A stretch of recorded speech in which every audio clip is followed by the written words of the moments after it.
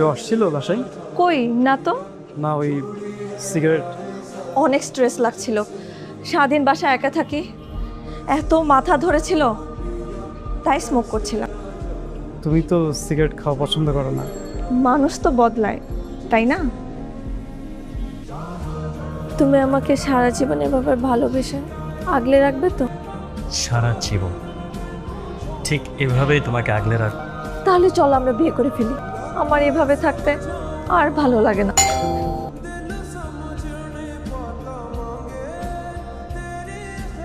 ব্যাগটা দাও, ফ্রেশ হয়ে আসো।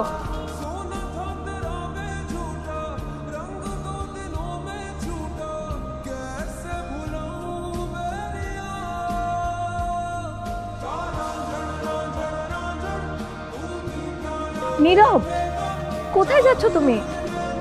ব্যাগ নিবা না? নীরব, তুমি আমার ফোন কেন বারবার কেটে দিচ্ছ?